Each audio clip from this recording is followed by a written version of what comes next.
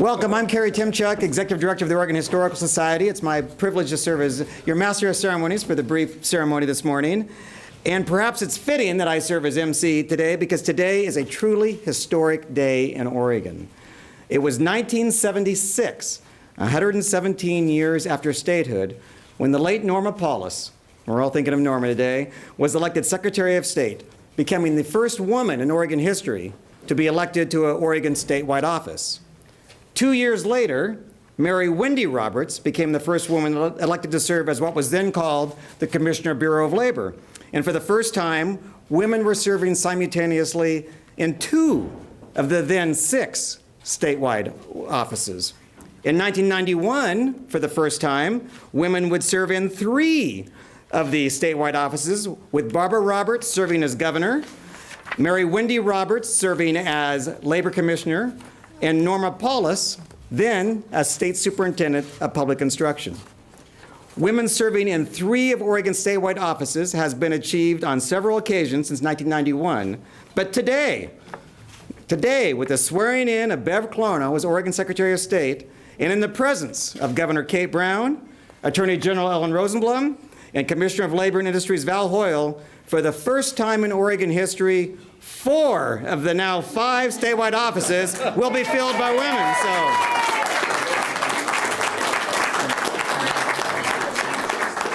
And of course, it's worth noting that Secretary of State Clarno will be sworn in by Chief Justice Martha Walters, the first woman in Oregon history to serve in that position.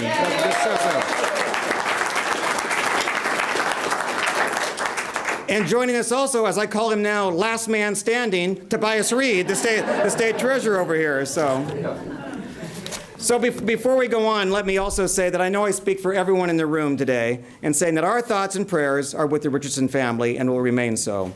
I know from talking with him that Dennis loved being Secretary of State, and I am confident that he would be the first to say that there is lots of important work left to do in that office, and it's time for Bev to get to work. So let's get started. So now, as Executive Director of OHS, I feel it as my duty to mention that in 2020, next year, we'll be featuring a major exhibit celebrating the centennial of national women's suffrage.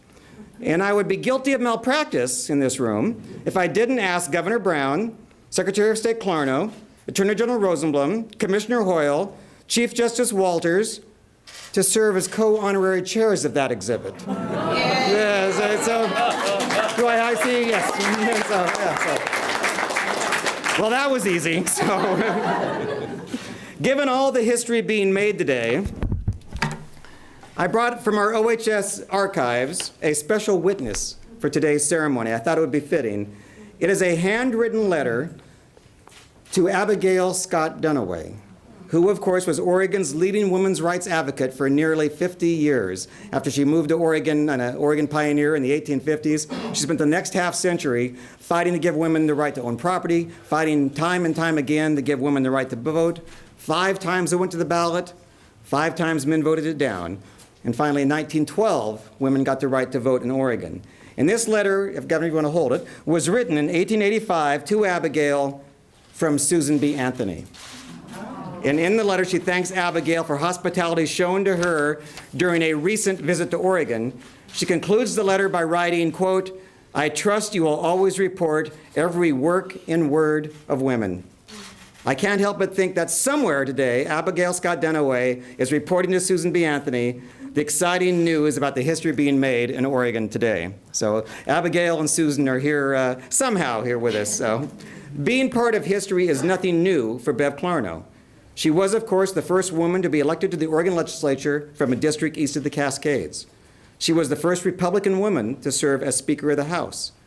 And although I can't really say this is true, I think it is, she was the first woman to be elected Speaker, the first person to be elected Speaker, by telling one of her colleagues who wasn't so supportive of her that she was tough enough to castrate 200 hogs in a day. She was tough enough to be Speaker. A very famous statement now in the legislature. So she was also the first Republican woman to serve as her party's leader in the Oregon State Senate. And she was the first woman and the only 3rd person in Oregon history to have served as Speaker of the House and as leader of her party in the Senate.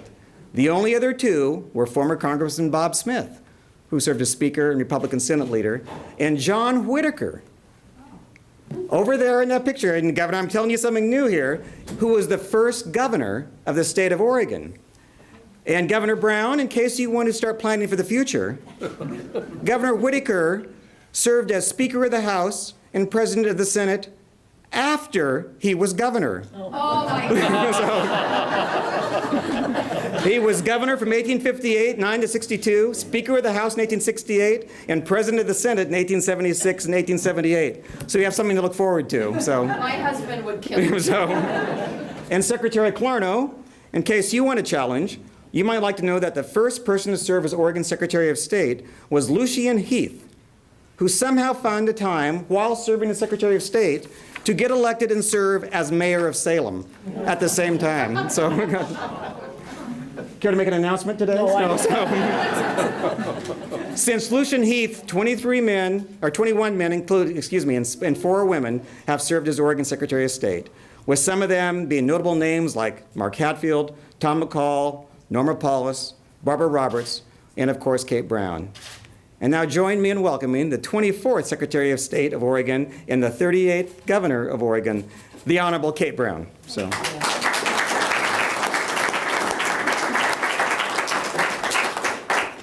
I have to pull the correct remarks.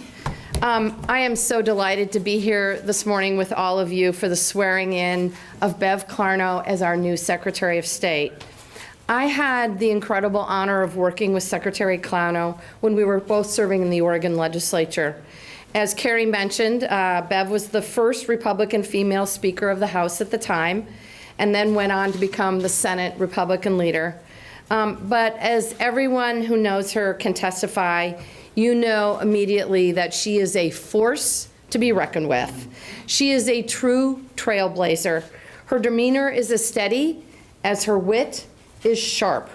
She was a hog farmer and cattle rancher, then became a real estate broker, and sometime in between, she spent some time in law school and raised a handful of kids, 4 to be exact.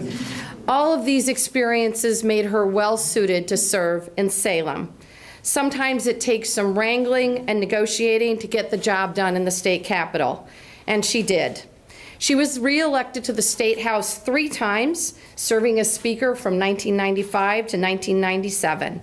She was elected to the Oregon State Senate in 2000 and served as the Senate Republican leader in 2003 before President Bush appointed her to run the regional office of the Federal Department of Health and Human Services. As she has mentioned before herself, even though she and I may have disagreed about policies, we always agreed on a path forward.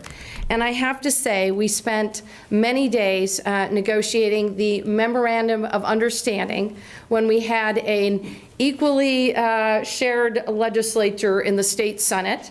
And I got to know Bev very well from that experience. Her experience as a dedicated community volunteer, as a legislator, as speaker, and as an agency manager, I think make her very well suited for her next role as Oregon Secretary of State. She has paved the way for Oregonian women that have followed her. And while I doubt that she will like the big celebration around breaking down barriers and glass ceilings in Oregon, Bev is truly the real deal. She's tough as nails, and she actually knows how to use them. She isn't the type of leader who would crack glass ceilings with stilettos. She'd take a hammer and tear that damn ceiling down. I am absolutely confident that she will continue the legacy of accountability, integrity, and fiscal responsibility that Secretary Richardson left on the office of Secretary of State. It is a special honor to swear her into office today, so let's get to it. Carrie, back to you. I know, we're not done yet. All right.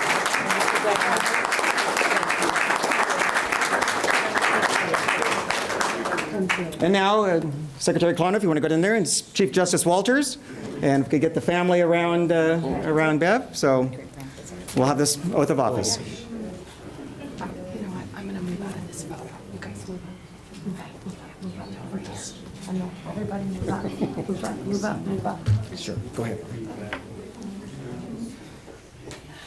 I am really honored to be here to administer the oath of office to Secretary of State Clarno. Secretary Clarno has had significant experience in the legislative branch, as you have heard, but she has also, again, as you have heard, studied law and had experience in the judicial branch. As a court reporter, Secretary Clarno saw firsthand the difficulties that bring Oregonians to our courts and how important it is that courts address the problems they bring, as the Constitution requires, completely and without delay. Secretary Clarno also saw how important it is that all Oregonians have trust and faith in all three branches of our government, and I am confident that she will act with the openness and integrity that are necessary to that end. So, Secretary Clarno, are you ready to take your oath? Yes. Please raise your right hand and repeat after me.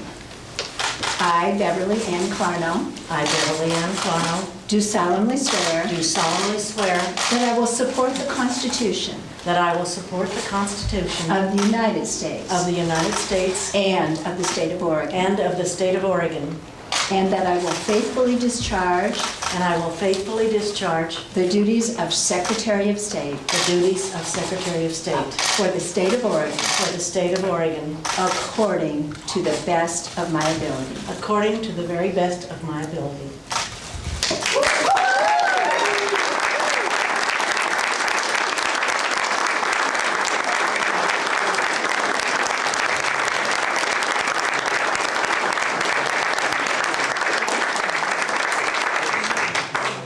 Caleb, shake hands. Ladies and gentlemen, join me in welcoming again Oregon Secretary of State, Bev Clarno.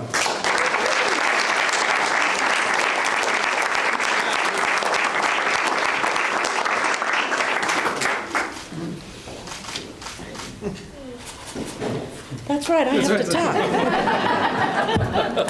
talk. Sorry, pardon me? Oh, I don't, where's my right-hand man, Randy? Did I bring my glasses? I guess not. We're going to get through this, okay?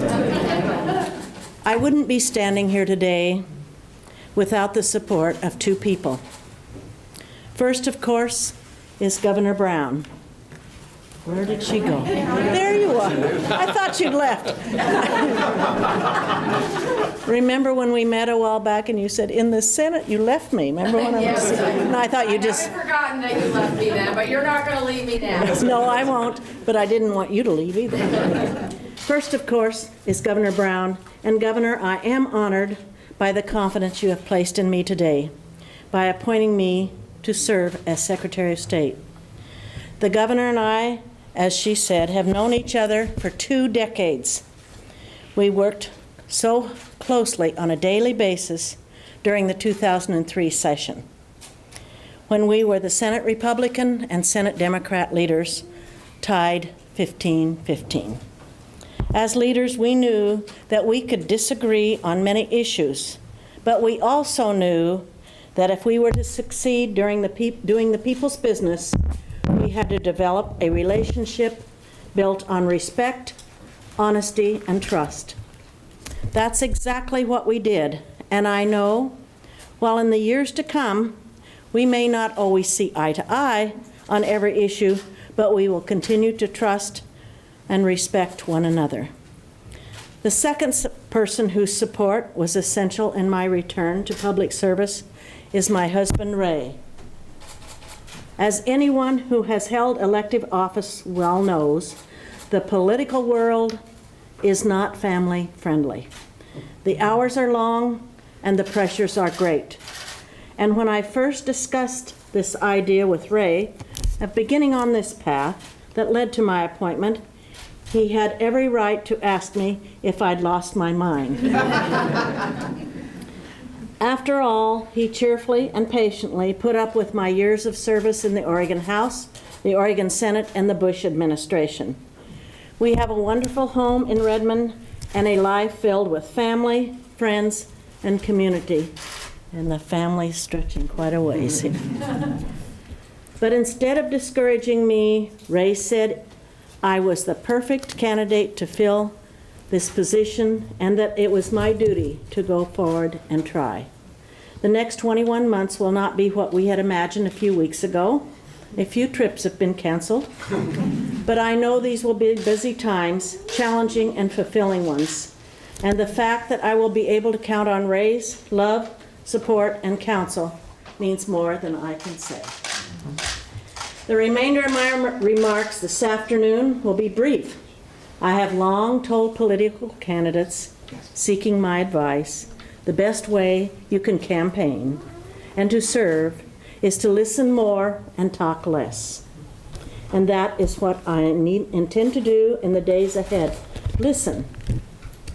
To listen to the dedicated individuals who work in the office of the Secretary of State.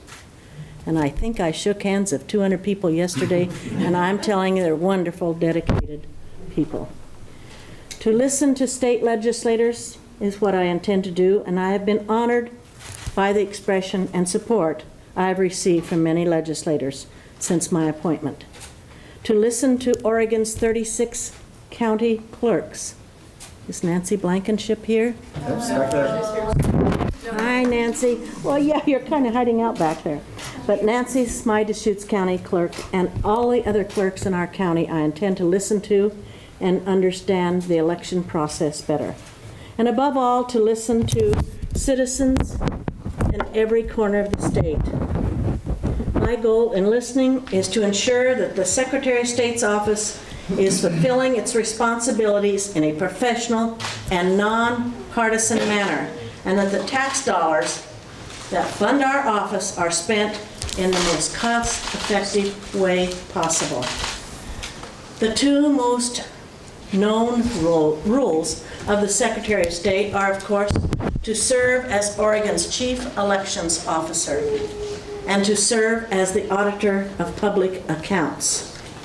Let me repeat today what I said in the announcement of my appointment. There is no Republican way and no Democrat way to oversee elections. There is only a fair and honest way. And there is no Republican way or Democrat way to audit public accounts.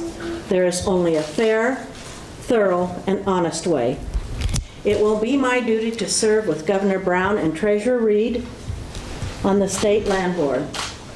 I look forward to that assignment and to being a strong voice for the Oregonians who live and work in rural Oregon. Let me also note that calendars, like good public officials, do not lie. The calendar says that I turned 83 years old last week. The governor didn't know it, but she gave me a very nice birthday present on my birthday. And I would be surprised if there weren't individuals out there who are questioning whether someone my age should be serving in such an important position. In response, I would simply share the words of the great philosopher Andy Rooney. Age is nothing but experience, and some of us are more experienced than others. As the most experienced Secretary of State in Oregon's history,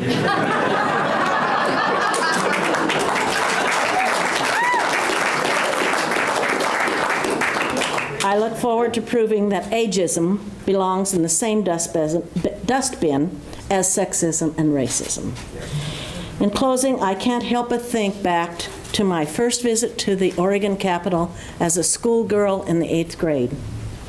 The sight that impressed me the most and that has remained with me throughout my life were the doorknobs on the state capitol. And all you boys, be sure and look at the doorknobs before you leave today. They are embossed with the state seal. I could never have dreamed that my life's path would lead me to a position where I would serve in the Oregon legislature and where now, as Secretary of State, my responsibilities include being the custodian of the Oregon State Seal. Again, Governor, thank you for giving me the opportunity to return to the Capitol and to serve Oregonians. Thank you.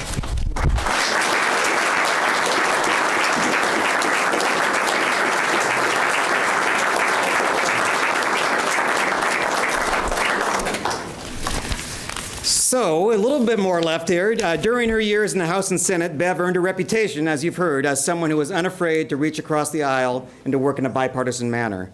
Two current senators with the same reputation are Senator Jackie Winters and Senator Betsy Johnson. I invite them now to share a few remarks as they welcome their colleague back to the Oregon State Capitol. Jackie, from your chair, if you'd like so. You know, and I'm going to get a little emotional because my longtime friend and colleague, I am so honored to be here to be a part of the ceremony today where you're being sworn in as Secretary of State. And I'm reminded of 2003. 2003 for the Senate was a historic year for us. It was a year when individuals did not believe that we could actually set the rules to govern ourselves. We were tied 15-15, and with Bev and where is the governor? Right behind. And I believe there's 4 of us that are still here. Yeah? Bertie, Senator Burt, and Senator Clarno that still remain. And that negotiation was a negotiation of fairness, of how we were going to, as Republicans and Democrats, to actually govern ourselves. Unlike the House, we decided not to actually go into this sharing of power, but actually looked at the strengths and weaknesses of individuals that were in the Senate at the time. And it was that look that we came out of that with actually what you know now today, the Senate President, and he has been Senate President ever since 2003. You also came out of that with us having joint ways and means that we did not have before. That group of individuals who actually met almost daily with the leadership of both Senator Clarno and her leadership, and Bertie and the governor and their leadership, proved to us that yes, we can when we want to get things done. And I am so honored to be here as a part of this friend and colleague that have a role to play in that. The other thing that I have to tell you about the good senator, yes, she is strong as nails, and she leads with a firm hand. And she also, with that firm hand, there is a sense of fairness that you and I wish that we could permeate all throughout this building. It is that fairness that helps us to get that job done. Bev, you have earned every step of the way.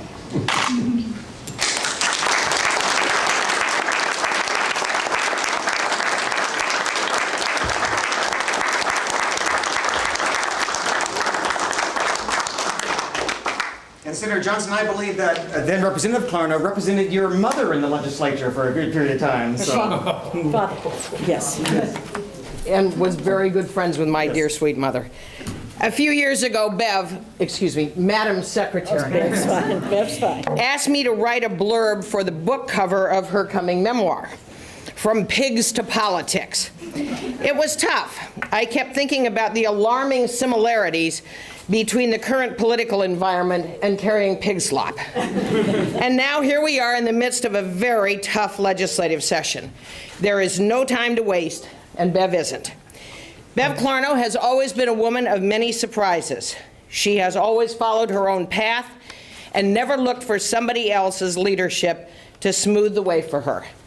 Her political skills took root in a childhood spent on a farm in Eastern Oregon, where she learned a hard work ethic at a young age. Get up before the sun, milk the cows, feed the chickens, head for school, after school more chores, no whining, and no complaining. When you grow up with certain hardships, you learn to value what you have. Waste is a sin. As a legislator, Bev established a reputation for being a watchdog on wasteful spending. She once rankled some of her colleagues when she demanded a full accounting from the state economic development officials who spent $44,000 on a trip to the Rose Bowl. Her critics tried to tell her that was nickels and dimes compared to the size of the state's general fund. No, replied Bev, That's more than some families live on for an entire year. She will likely bring that kind of common sense to her new assignment. One thing she won't bring is partisanship. She loves Oregon and will place the good of our state ahead of political party. We should all be deeply grateful that Bev Clarno once again answered the call to service.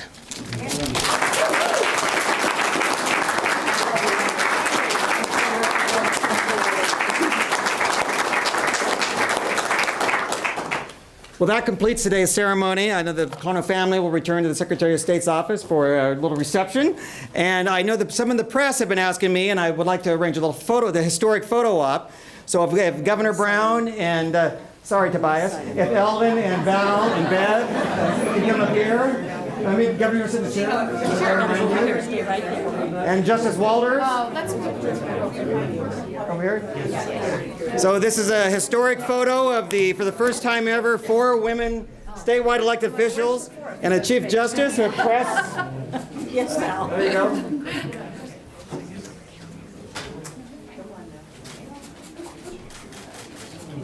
All right, if I could ask for all of your eyes at once, this will be the perfect one that I'll share on clicker here. All